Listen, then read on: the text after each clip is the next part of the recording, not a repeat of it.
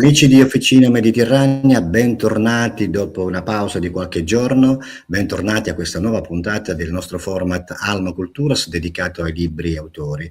Prima di introdurre l'ospite di questa sera, saluto la nostra compagna di viaggio Giovanna Di Stefano. Ciao Giovanna. Buonasera. In collegamento da Ragusa in ferie con il suo ospite che salutiamo già che l'abbiamo visto, è lo scrittore Tullio Sammito, o Sammito, chiedo scusa per il cognome. Sammito, avevo azzeccato. Benvenuto. Con l'autore si parlerà di questo libro che vedete in sovrimpressione, Soglie, e con il sottotitolo che io adesso non vedo causa occhiali che non sono quelli adeguati, poi ve li dirà Giovanna, però io adesso vi trattengo giusto un minuto. Intanto volevo ringraziare per la grandissima partecipazione che abbiamo avuto al Festival di Melfi nella bellissima sala del Palazzo Vescovile, la sala degli Stemmi, una sala storica bellissima che ha la capienza di circa 140 persone, ma abbiamo superato le aspettative perché ce n'erano a un certo momento circa 200-250 persone, qualcosa di impressionante. Ringrazio le istituzioni che sono state dall'inizio alla fine con noi, quindi il sindaco Giuseppe Maglione, l'avvocato Emanuele De Sena del Consiglio, come in rappresentanza del Consiglio regionale della Basilicata, e ringrazio anche, non erano previsti ma ci sono aggiunti e ci ha fatto molto piacere perché è arrivata la consigliere regionale a delle pari opportunità, la dottoressa, l'avvocato Piponzi, accompagnata dall'onorevole Pagliuca. Questo ci ha fatto piacere perché quando arrivano più istituzioni del previsto vuol dire che il messaggio è arrivato anche bene. E poi c'erano gli ospiti d'onore, ovviamente avevamo con noi l'ospite, l'attore drammaturgo Ulderico Pesce, noto soprattutto per i forti temi sociali che mette nei suoi spettacoli. Io vi invito a guardare su YouTube i suoi spettacoli, basta guardare, ve lo cito uno per tutti, Passannante con Ulderico Pesce, vedrete di che cosa è stato capace questo autore. E poi a sorpresa, perlomeno l'abbiamo saputo all'ultimo minuto, era con noi Roberto Carlotto, l'ex musicista dei Dick Dick, e ha improvvisato per noi a cappella il famosissimo brano L'isola di White, con la quale tutta la sala ovviamente non poteva non cantare. La premiazione è stata molto bella, molto sentita, molto emozionante per tutti, e come al solito il tempo non bastava mai, ma ci siamo già strutturati che Melfi sarà l'anno prossimo, avrà 2 giorni di premiazione proprio per fare le cose ancora fatte meglio, e molto probabilmente stiamo già preparando un'altra cosa, perché invece di farla durare 2 giorni può darsi che tutto l'evento ne durerà almeno 5, perché oltre ai 2 giorni di premiazione seguiranno 3 giorni dovrebbero seguire 3 giorni di fiera del libro con tutti gli autori finalisti che partecipano al nostro festival, quindi proprio per un'ulteriore visibilità. E insomma abbiamo visto che la cittadina è stata molto accogliente, quindi perché no, e proseguire con queste cose qui. Vi rubo soltanto un altro minuto per dirvi che noi non ci fermiamo mai. Finito un concorso, ne abbiamo un altro, e quindi questo qua è un bellissimo concorso con tema mediterraneo nel senso più vasto della parola. Nel senso, si può parlare dei popoli come si può parlare della dieta, l'importante è che si parla di Mediterraneo.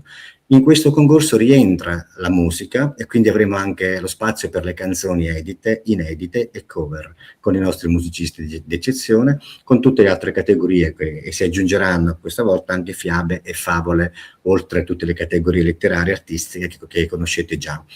E si aggiungerà anche il disegno alla sezione artistica, oltre all'apertura, scultura e artigianato artistico, quindi ancora più ricco. Avete tempo per partecipare a questo concorso fino al 31 luglio del 2026, la premiazione ci sarà il 18, 19 e 20 settembre ad Alba Adriatica, Teramo, in Abruzzo. Questa volta saremo in Abruzzo. Detto questo, io lancio la sigla e subito dopo do la parola ai nostri alla Giovanna con il suo ospite.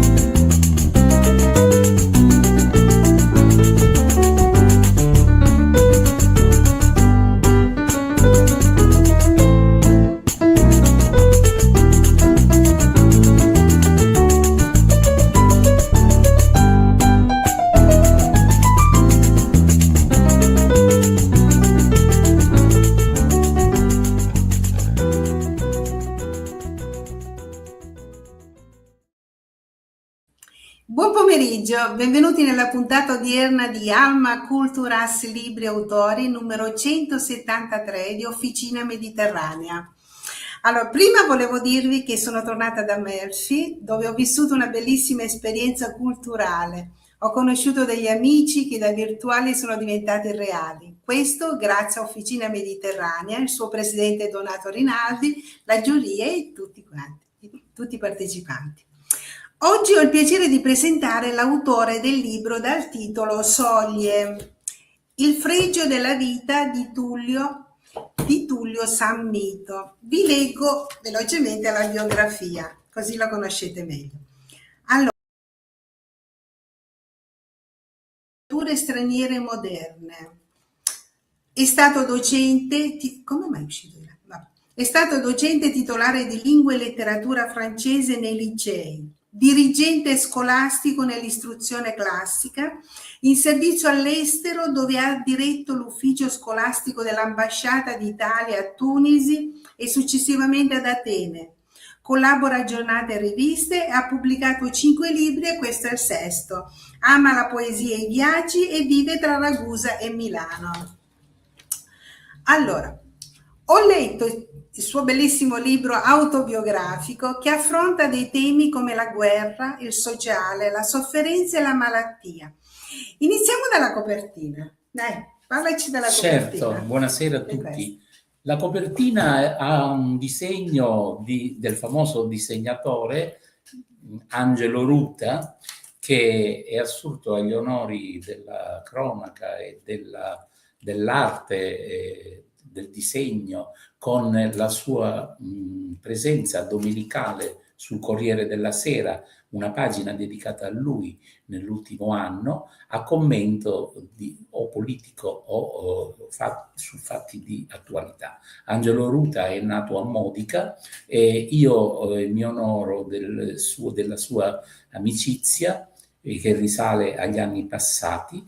Poi ci siamo ancora visti a Milano quando nei miei soggiorni abbastanza lunghi a Milano e quando era già finito il mio libro Soglie, il fregio della vita, e io ho visto per caso su internet questo suo disegno, quello che è diventato definitivamente la copertina del libro, e mi sono innamorato perché conteneva già nei tratti di Angelo Ruta la metafora, il simbolo, la rappresentazione di tutto quello che è stato il mio libro, la catarsi e anche il contenuto narrativo.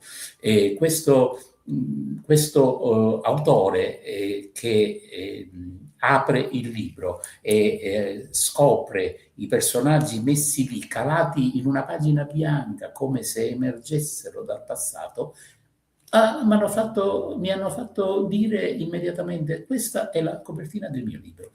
Approfittando della sua amicizia, ci siamo messi immediatamente in contatto, gli ho chiesto di avere il file che avrei evidentemente comprato. Lui entro 5 minuti me lo ha mandato e poi mi ha detto: devi pagarmi soltanto con il libro che mi darai in omaggio quando uscirà. Ed ecco la storia di questa bellissima e accattivante copertina del mio libro. Grazie. Nel tuo romanzo ho rivisto la mia infanzia e adolescenza, i posti che citi come Ragusa, che è la mia città nativa. Vuoi aggiungere altro? Sì, Ragusa è una parte importantissima del romanzo, perché la prima, ci torneremo evidentemente, è quella della guerra, e i primi 5 capitoli sono dei flash storici più o meno lunghi o brevi sulla guerra, 5 episodi che indirettamente hanno toccato la mia famiglia nella storia pregressa, determinando poi la storia della mia famiglia in diretta nei decenni successivi e della mia vita stessa. Dopo ho accennato al tema della storia e della guerra, perché poi il tema quello importante che si apre e viene fuori e si sviluppa è quello della storia di Ragusa, la città in cui si è svolta e si svolge in parte ancora la mia vita. E praticamente io ho voluto fotografare, perché era un tema a me molto caro, esattamente lo sviluppo che comincia dal dopoguerra e poi di pari passo con gli anni 50 va a progredire, facendo del centro provinciale, che era la piccola città di Ragusa, nata all'ombra del fascismo e costruita architettonicamente sulle direttive del fascismo, e quindi in questo grandissima parte ha avuto il periodo storico appunto del fascismo, e poi trova uno sviluppo con gli anni del petrolio, che tutti sanno e ricorderanno, focalizzando in 2 o 3 capitoli, di cui uno importantissimo intitolato Il pozzo numero 9, quello cruento, ahimè, drammatico, del famoso incendio che nel 1954 interessò con l'esplosione. C'erano gli americani, era in piena attuazione lo sviluppo, la ricerca nel territorio, perché gli americani avevano con i loro mezzi del dopoguerra e con il trattato con la regione Sicilia già avviato la perforazione di diversi posti in Sicilia, e avevano capito che Ragusa aveva delle vene petrolifere notevoli, e quindi arrivò la Gulf Company e Ragusa divenne una piccola oasi d'America, nel senso della ricerca petrolifera e della ricchezza che portarono gli americani al traino. Non parliamo ovviamente del fatto ecologico, perché allora neanche si conosceva il fatto dell'ecologia e della sensibilizzazione, ma fatto sta che Ragusa in quegli anni ebbe un essor, come dicono i francesi, notevolissimo, e conobbe il benessere che durò nel suo sviluppo, interessando il sociale, l'economico e anche quello urbanistico, portato appunto dagli americani e dallo sfruttamento con i pozzi di petrolio in tutto il territorio della provincia. Il pozzo numero 9 è un capitolo interessantissimo, ma se vuoi poi, Giovanna, ci torneremo dopo. Infatti mi hai fatto rivedere l'esperienza delle trivellazioni a Ragusa, gli ingegneri con il cappello da cowboy, le macchine Chevrolet, e poi un ricordo dell'infanzia, perché anch'io l'ho vissuta a Ragusa, e tra l'altro la mia famiglia affittava le case, delle stanze agli ingegneri, e quindi ho conosciuto un'immigrazione inversa, cioè dal nord venivano nel sud, sì, c'erano dei piemontesi, dei genovesi, un bellissimo ricordo, perché portavano anche le famiglie con i figli, e io diventavo amichetta dei loro figli. Avevo 6 anni, ero piccola. Vabbè. Comunque, ricordare i propri familiari è sempre un'emozione, specialmente se hanno lasciato questo mondo e rimangono nel nostro cuore.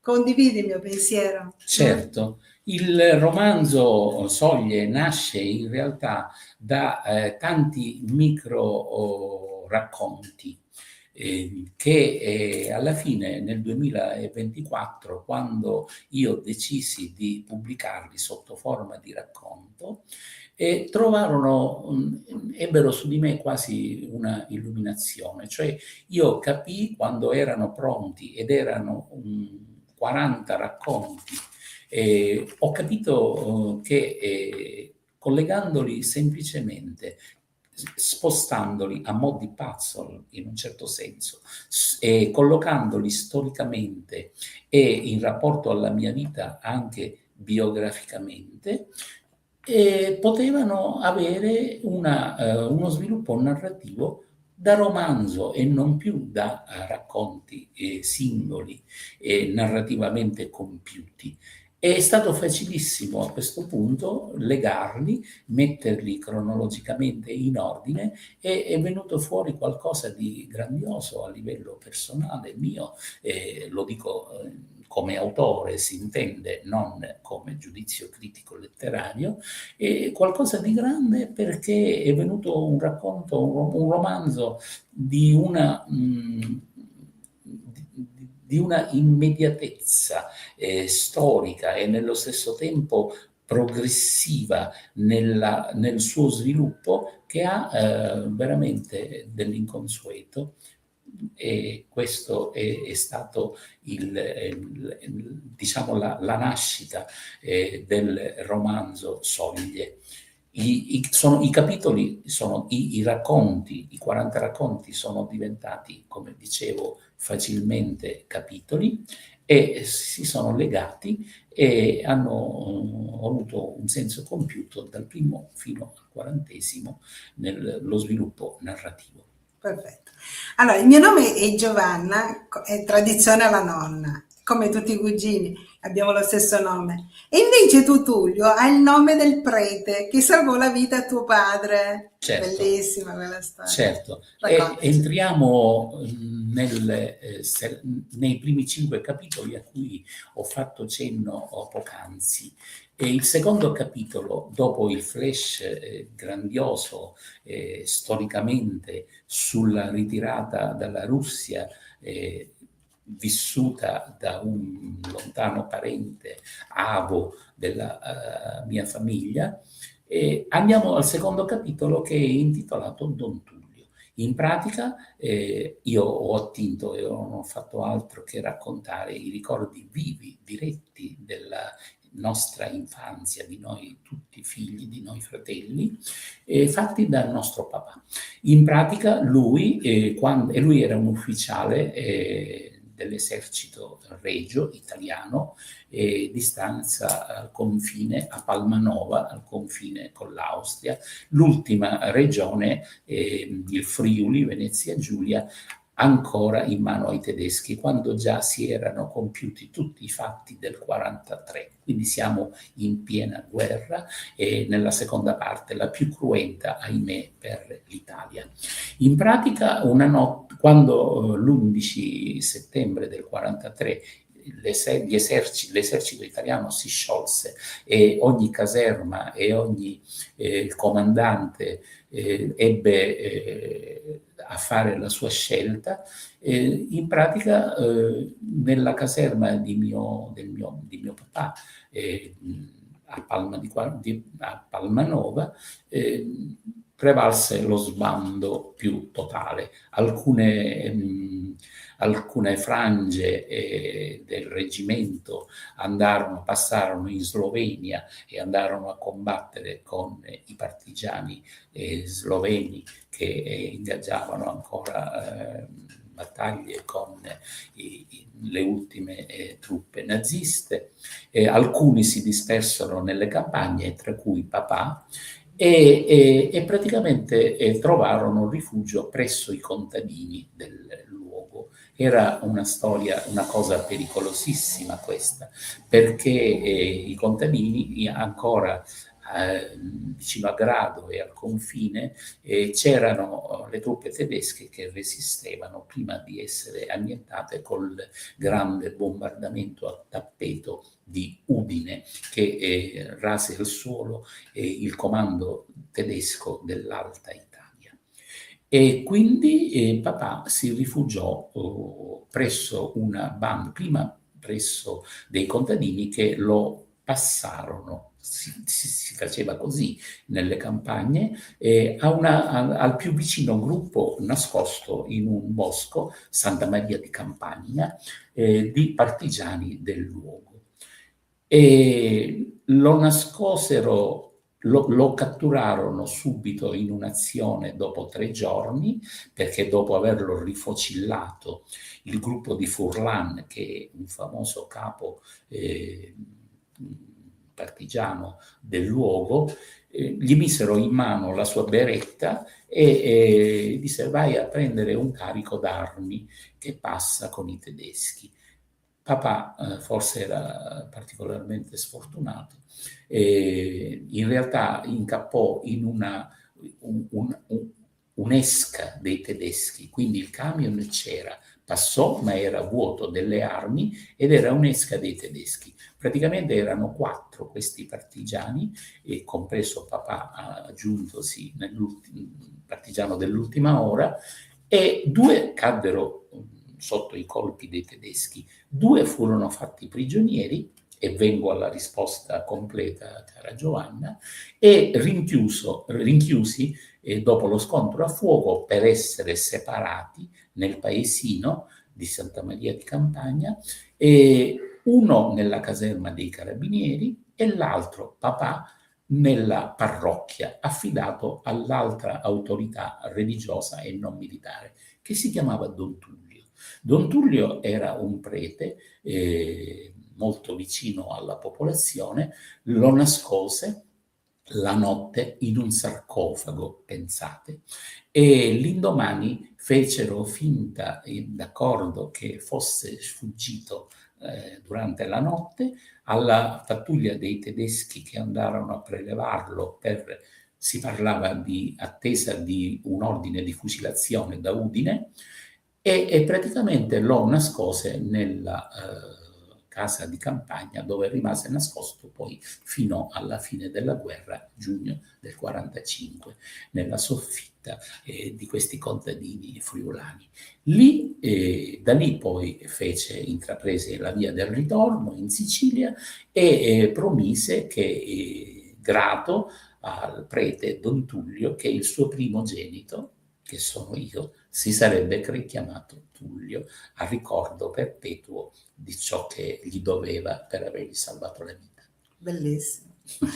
Hai vissuto l'esperienza della registrazione del film con Stefania Sandrelli e Marcello Mastroianni, Divorzio all'italiana di Pietro Germi, che ha vinto il Festival di Cannes, e il film Salvatore Giuliano di Francesco Rosi. Parli di Modica, Scicli, tutti i posti dove...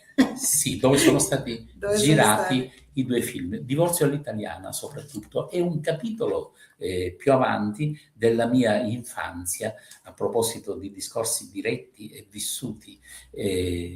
Noi abitavamo in un quartiere di nuovo sviluppo, erano gli anni 60, e noi ragazzetti in queste grandi cooperative, che erano i primi palazzi in un certo senso moderni della Ragusa, che andava sorgendo dietro un progresso urbanistico, scendevamo alla fine della scuola al pomeriggio, intorno alle 18, nei prati, perché intorno a questi pochissimi palazzi di nuova costruzione c'erano i prati, dove alle 19 sul far della sera scendevano dal vicino campo boario le mucche al pascolo.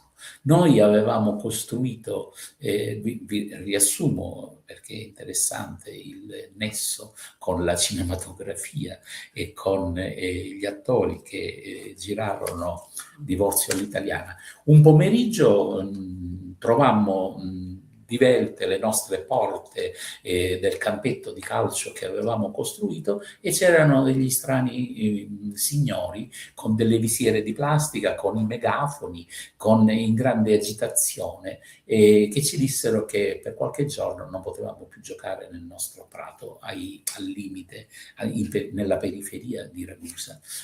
E tornammo l'indomani pomeriggio e io assistetti alla scena, una delle scene clou, principe, di quando il Marcello Mastroianni, io ero un ragazzino di 9 anni, Marcello Mastroianni in elegantissimo doppio petto nero, con il suo borsalino, i suoi baffetti, impersonava il barone Fefè, che sognava di uccidere la moglie, ottenendo così la sua libertà. Ecco il Divorzio all'italiana, il titolo, come tutti sanno. In pratica assistemmo a questo omicidio finto sulla scena, cinematografica, della Daniela Rocca, che era la moglie, Rosalia, la quale veniva strangolata nel sogno del barone Fefè, Marcello Mastroianni.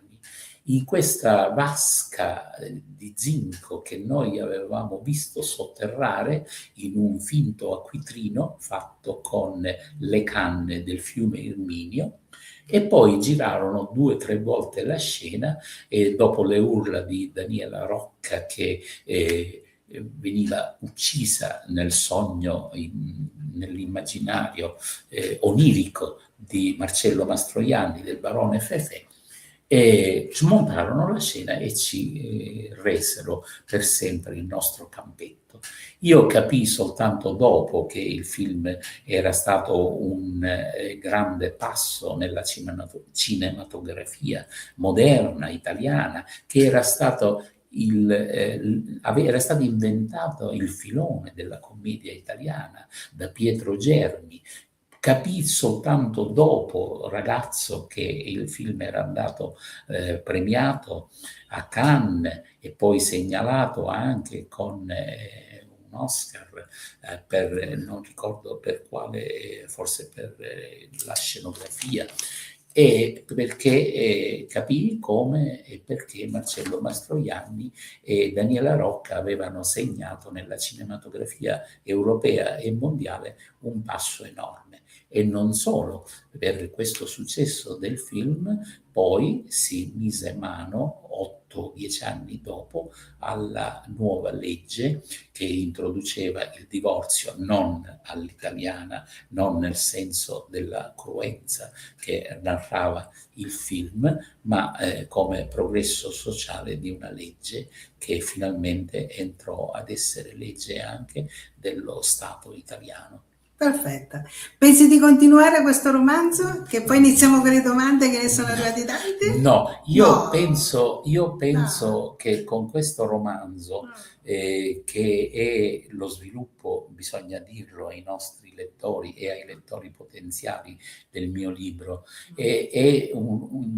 Soglie è praticamente la continuazione e l'ampliamento, fotografando la mia vita, quindi come hai detto tu, romanzo biografico, è la continuazione e l'ampliamento del mio precedente romanzo, Il piccolo libro del destino, che è uscito nel 2023 e che focalizzava sempre questa volta la mia vita, però noi bambini, e focalizzava la mia infanzia e la mia famiglia, i personaggi della mia famiglia.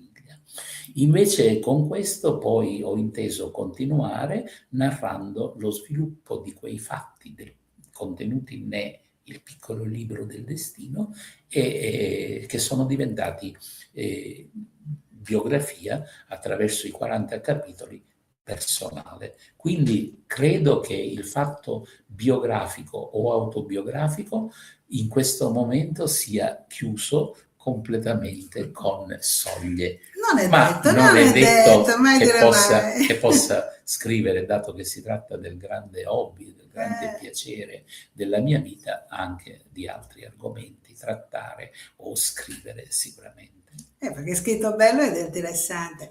Allora, vediamo se gentilmente Rinaldi ci dà le domande. Allora io li faccio. Grazie. Allora, la prima è la sua, Donato Rinaldi. Il titolo, Soglie, è molto evocativo. Qual è la soglia più importante che il lettore attraversa insieme ai suoi personaggi? Sì, Soglie viene da sole, al latino, che significa passaggio, l'orma etimologicamente, è stato dato questo titolo insieme al prefatore dell'opera, che è Giancarlo Sanvito, mio fratello, che si occupa di letteratura e di critica letteraria a Milano ormai da decenni, proprio perché io ho voluto con questo titolo Soglie dire come si attraversasse nelle pagine del mio libro ciò che io ho percorso, proprio calpestando, metaforicamente, nella vita tutti gli episodi narrati fino a quelli degli ultimi capitoli recenti, che sono il calpestato etimologico come senso, linguistico, degli ultimi capitoli e quindi delle parti più recenti della mia vita. Ecco, Soglie. Perfetto. Saverio Donofrio ci scrive: da dove nasce l'idea di questo romanzo? C'è stato un episodio reale o un'immagine che ha acceso la scintilla della scrittura? Non un episodio, c'è stato una svolta che è coincisa con la fine dei miei impegni professionali. Io ero un dirigente scolastico nei licei e ho scritto e amato scrivere tutta la vita. Mi sono ritrovato, quando in coincidenza con il mio andare in quiescenza e in pensione, mi sono ritrovato con, nel 2017, 18, 19, tantissime poesie e ho scritto Poesie di vita, vita di poesie, che è una raccolta di tutte le poesie composte nella sezione giovanili, intitolata Giovanile, tutte quelle della mia prima giovinezza. Poi ancora per temi, la parte dedicata alle varie città che io ho abitato e dove ho vissuto, e poi ancora quelle dedicate alle donne della mia vita, non nel senso delle presenze femminili, ma nel senso della condivisione della vita, e quindi alle donne della mia famiglia, a mia moglie, alle figlie, a conoscenti, ad altre persone che sono state in contatto con la mia stessa esistenza. E quindi le poesie, rispondo alla domanda.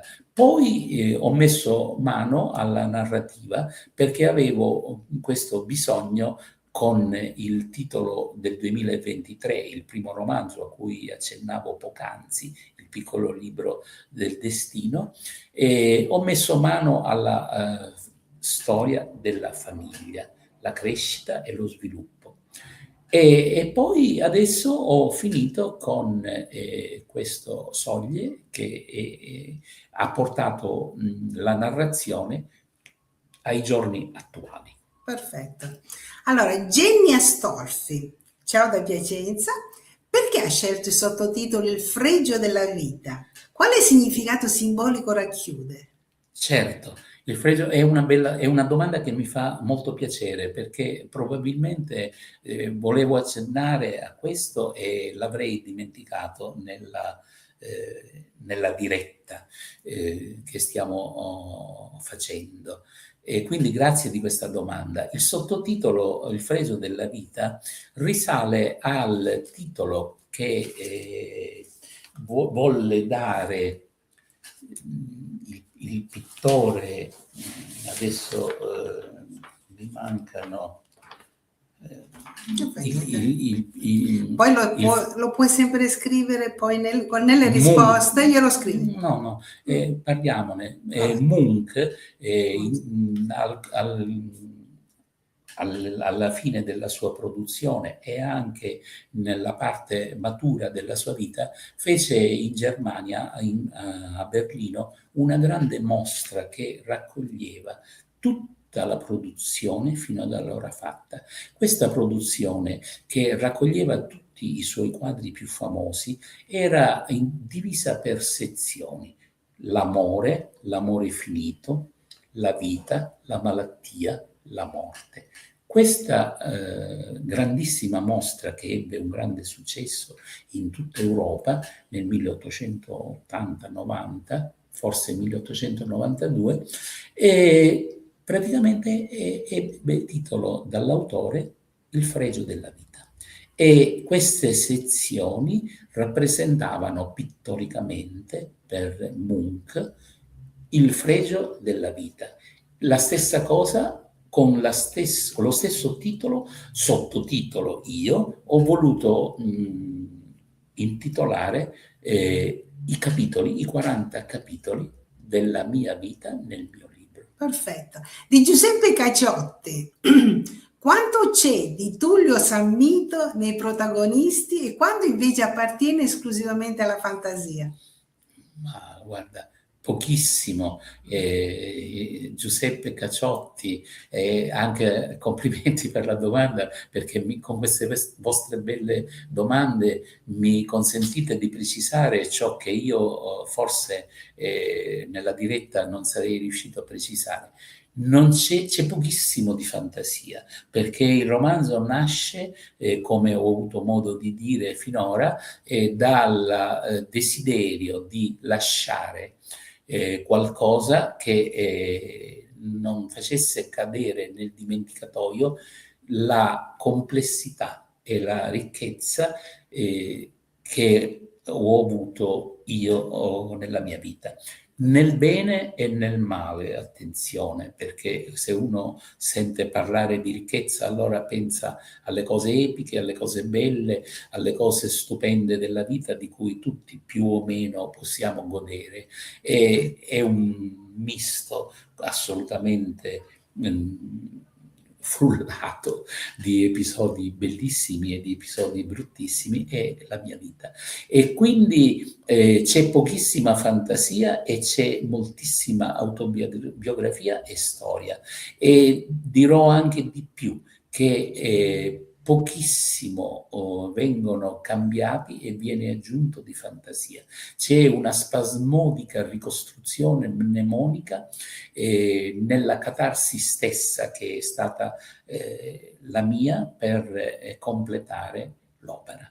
Perfetto. Corrado Dolce, saluti corregionali da Palermo. Sì, colisiamo. Quale personaggio le è rimasto più nel cuore durante la stesura e perché? Ma Don Tullio, perché ha caratterizzato la mia vita non solo col nome, ma addirittura essendo stato dato a me il suo nome da papà, come ho raccontato nei particolari poc'anzi. Don Tullio ha caratterizzato, ha dato la vita a nostro padre, e nostro padre, in segno di riconoscenza, sicuramente dandomi il suo nome, ha inteso ricordare con questo grande debito che aveva per lui e verso di lui, il ringraziamento per avergli salvato la vita in quella famosa notte del 43. E quindi Don Tullio sicuramente. E poi nei vari capitoli in cui si affaccia e compare la figura di nostro padre, sicuramente. Il libro è una dedica alla sua vita e alla sua, che è finita troppo presto per malattia, quando forse avrebbe potuto raccogliere i frutti di ciò che aveva seminato e di ciò che aveva vissuto. E quindi anche qui il destino conta, ahimè, ma siamo tutti sottoposti al destino a cui non si può sfuggire da parte di nessun essere umano. Perfetto. Adesso sentiamo Alessandro Mancini cosa ci chiede. Nel romanzo emerge maggiormente la speranza, la nostalgia o il desiderio di riscatto?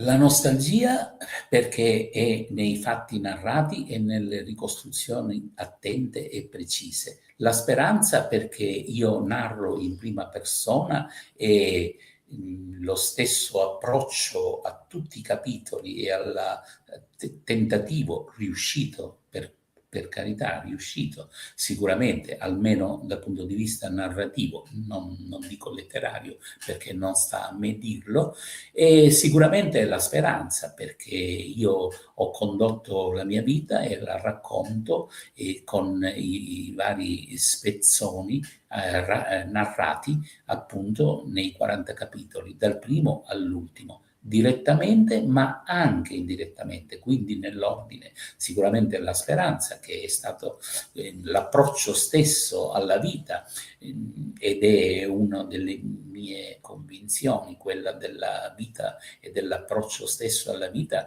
alla lotta per la vita e quindi alla speranza di migliorare e di andare avanti. Desiderio di riscatto? Forse sì, certo, perché chi combatte e chi spera probabilmente, non fosse altro che a livello psicanalitico, ha una voglia di riscattare qualcosa, non fosse altro che i dolori, non fosse altro che i lutti, non fosse altro che la malattia, che sono tutte parti presenti nel romanzo. E quindi in terza battuta sicuramente anche quello. Grazie. Vediamo questa. Aldo Suriano ci saluta da Mantea. Scrivere questo romanzo l'ha cambiata come uomo oltre che come scrittore? Se sì, in che modo? Sì, certo, Amantea è un paese della Calabria che io amo moltissimo e da giovane, quindi ricambio il saluto ad Amantea stesso e al nostro ascoltatore. Sicuramente non solo ha cambiato, ma la scrittura stessa di Soglie nei 3 anni che mi ha occupato, dal 2023 al 2026 fino alla sua pubblicazione nei 2 mesi fa, praticamente ha determinato l'essere stesso mio scrittore. La catarsi che ho perseguito nel libro è stato proprio il mio punto massimo della mia, del mio tentativo di diventare scrittore. E posso dire che ho concluso questa fase con soddisfazione, perché sono riuscito, ed è stata una lunghissima seduta psicanalitica la mia, quella della catarsi che ha dato luogo a questo libro. Per una seduta psicanalitica, sono solito dire, lunga 3 anni. Perfetto. Gabi Gaio ci chiede cosa pensa sulla spiritualità, è ateo, credente, e se crede qualcosa, ha un credo classico o alternativo e di che tipo? Io sono un laico, assolutamente, e ho una mia spiritualità laica, ovviamente, e chi legge il libro capirà benissimo. E sono così laico che ho avuto difficoltà negli ultimi capitoli a trattare e immettere dei piccoli cenni che vanno sull'esoterismo e sulla magia. E questo è un punto delicato. Anche qui ringrazio i nostri ascoltatori per avermi concesso di precisare una cosa importante. Io svolgo 3 o 4 capitoli alla fine del libro all'insegna di qualche cenno sull'esoterismo e sulla magia, ma nello stesso tempo raccontando e fornendo delle spiegazioni che potrebbero essere la spiegazione appartenente a questo campo degli accaduti e degli avvenimenti. Mi curo da laico assoluto a dire che comunque non è sicuramente da credere nulla che non sia riscontrabile, e infatti il capitolo finale sì. Poi puoi aggiungerlo sempre sì, certo. nelle domande che fanno. Allora, dove troviamo il tuo libro? Il libro si trova nelle librerie, si trova nelle librerie direttamente presenti della provincia e delle province limitrofe alla Sicilia, perché i piccoli editori, come sapete, distribuiscono con un certo limite geografico, però siccome è un libro dotato di codice ISBN, evidentemente in qualunque libreria d'Italia può essere ritirato e su internet invece ordinato direttamente alle Fate Editrice Ragusa, la cui pagina compare su internet ed è a disposizione per acquisto del libro. Perfetto, noi ti ringraziamo Tullio della tua intervista. Poi le domande puoi scrivere, puoi rispondere, tutto. Certo, ringrazio. Allora, amici, vi ringrazio di averci ascoltato e ci vediamo la prossima volta. Grazie. Grazie Buon a tutti. pomeriggio. Grazie a Ciao. tutti gli ascoltatori. Grazie, Ciao. grazie.